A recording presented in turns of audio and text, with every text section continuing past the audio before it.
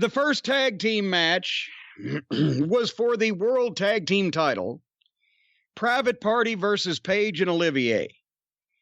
And they VTR'd last week's sloppy finishes where Private Party actually beat Santana and Ortiz and Paige and Olivier, whatever the fuck they did.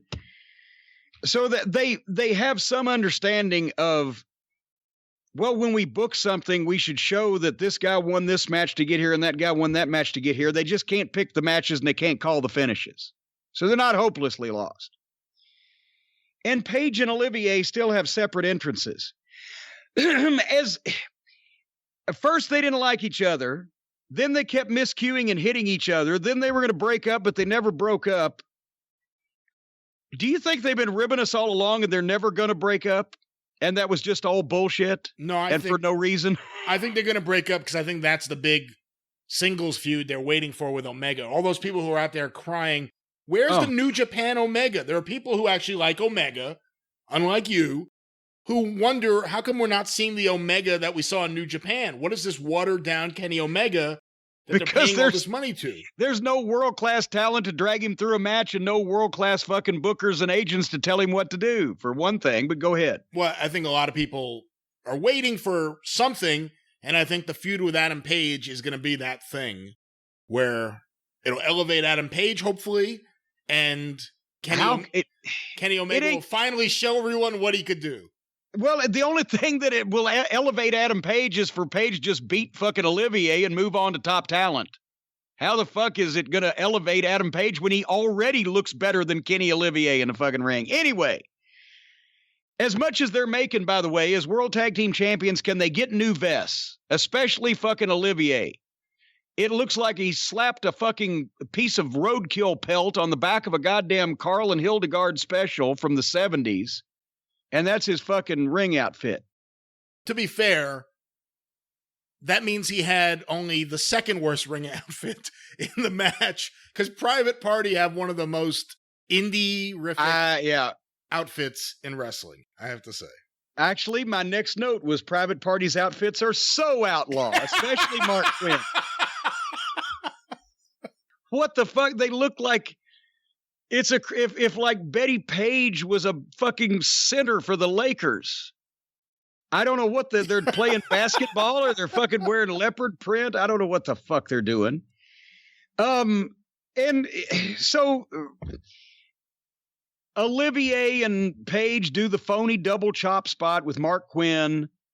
They stay in the ring, double teaming. The ref's slow counting. The Private Party partner ain't doing anything. The announcer's saying, well, they got a 10 count to get out, when the referee's standing there with his hands in his nuts. Olivier and Page were almost kind of working heel because, as I wrote in capitals with 4 question marks, who are the fucking baby faces? None of these matches make any sense. It's outlaw mud show indie booking.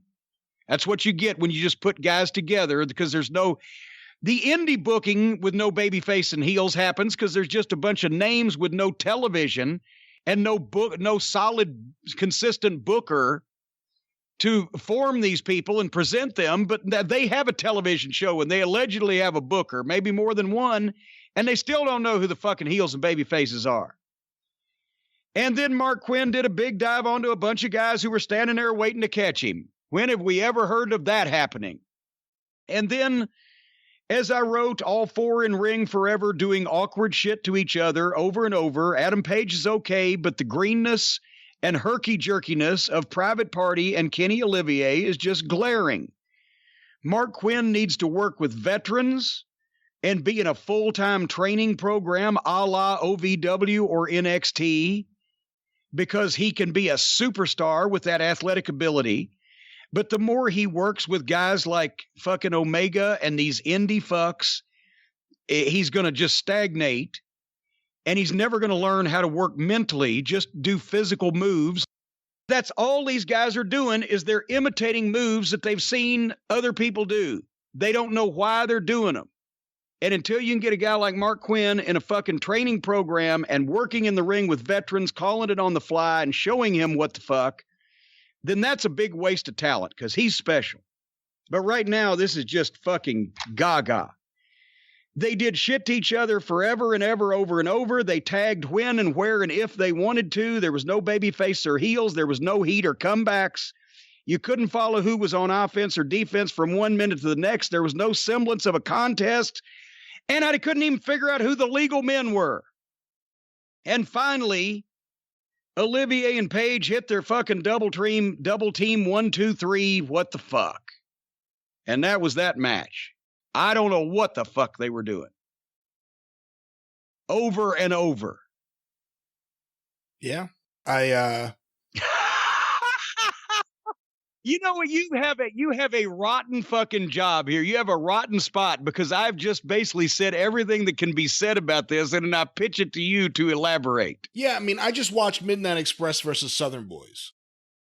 And then I watched this, which was incredibly sloppy. No fucking rules. No rules.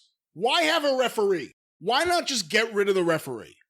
Why not start doing wrestling matches with no referee if the referee doesn't really do anything?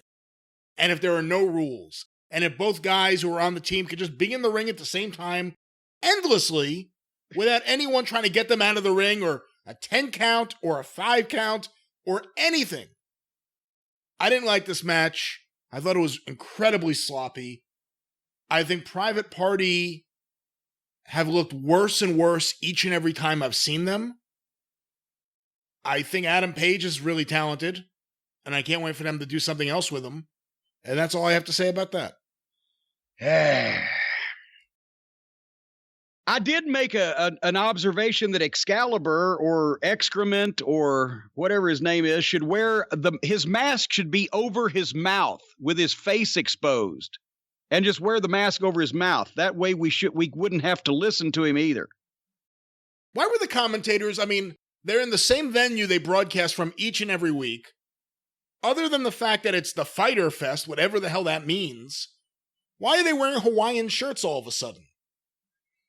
Because they're at Fyter Fest and they're in Florida, I guess. They're the same place they broadcast from each and every week. Well, it's a theme.